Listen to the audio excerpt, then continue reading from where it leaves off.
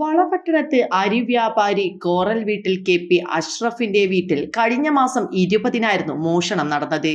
1.21 കോടി രൂപയും 267 പവൻ സ്വർണവുമായാണ് മോഷ്ടാവ് കടന്നത്.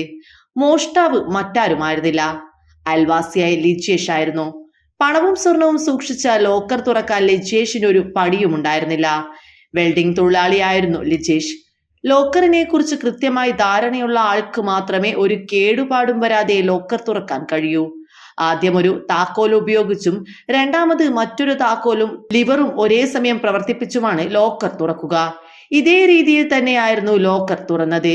വീടിന്റെ ജനലിന്റെ ഗ്രിൽ ഇളക്കി മാറ്റാനും ലിജേഷിന് കൂടുതൽ സമയം വേണ്ടി വന്നില്ല. അകത്തുകയറി അലമാരകളിലാണ് ആദ്യം പരിശോധന തുടങ്ങിയത്. കിടപ്പുമുറിയിലെ ഒരു അലമാരയിൽ നിന്ന് മറ്റൊരു അലമാരയുടെ താക്കോൽ ലഭിച്ചു. ആ അലമാര തുറന്നപ്പോഴാണ് ലോക്കറിന്റെ താക്കോൽ ലഭിച്ചത്. മരത്തിന്റെ അലമാരയുടെ അകത്തായിരുന്നു ലോക്കർ. ലോക്കർ ഉണ്ടാക്കുന്നതിലും തുറക്കുന്നതിലും വിദഗ്ധനായിരുന്നു ലിജേഷ്.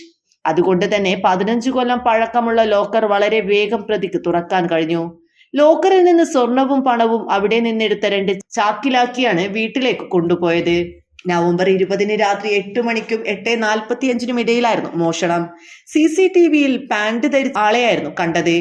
അഷ്റഫിന്റെ വീട്ടിലെ CCTV-യിൽ അന്ന് രാത്രി 9:30-ക്ക് ലിജേഷ് മുണ്ടുടുത്ത് റോഡിലൂടെ പോകുന്ന ദൃശ്യമുണ്ട്. അത് താനാണെന്നും മരുന്ന് വാങ്ങാൻ പോയതാണെന്നും പോലീസിനോട് ലിജേഷ് പറഞ്ഞിരുന്നു. ലിജേഷ് പൊതുവെ പാന്റ് ധരിക്കാറില്ല. ലിജേഷിന്റെ ഫോൺ പരിശോധിച്ചപ്പോൾ സെർച്ച് ഹിസ്റ്ററിയിൽ അധികവും മോഷണവുമായി ബന്ധപ്പെട്ടതായിരുന്നു. മോഷണം നടന്ന അന്നും അടുത്ത ദിവസവും രാത്രി മുതൽ അടുത്ത ദിവസം രാവിലെ 10 വരെ ഫോണിലേക്ക് കോളൊന്നും വന്നിരുന്നില്ല.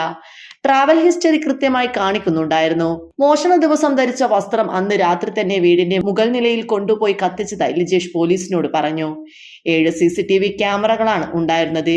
വീടിന്റെ ഇടതുഭാഗത്തുള്ള 2 ക്യാമറകളും തിരിച്ചുവെച്ചു. എന്നാൽ രണ്ടാമത്തെ ക്യാമറ തിരിച്ചുവെച്ചത് ലിജേഷിന് പണിയായി. വീടിന്റെ അകത്തെ ദൃശ്യങ്ങൾ പതിയുന്ന വിധമായിരുന്നു അത്. ഈ ക്യാമറയുടെ സമീപത്തുള്ള ജനലിന്റെ ഗ്രിൽ എടുത്തുമാറ്റി അകത്ത് കടന്ന ലിജേഷിന്റെ ദൃശ്യം പുറത്തെ ക്യാമറയിൽ പതിയുന്നുണ്ടായിരുന്നു. ജനൽ കർട്ടൻ മാറ്റി പുറത്തേക്ക് നോക്കിയതോടെ മോഷ്ടാവിന്റെ കഷണ്ടിയും മുഖത്തിന്റെ ഒരു ഭാഗവും ക്യാമറയിൽ പതിഞ്ഞു. ശരീരഘടനയും രൂപവും വ്യക്തമായി. ഈ ദൃശ്യം പോലീസിന് സഹായകമായി.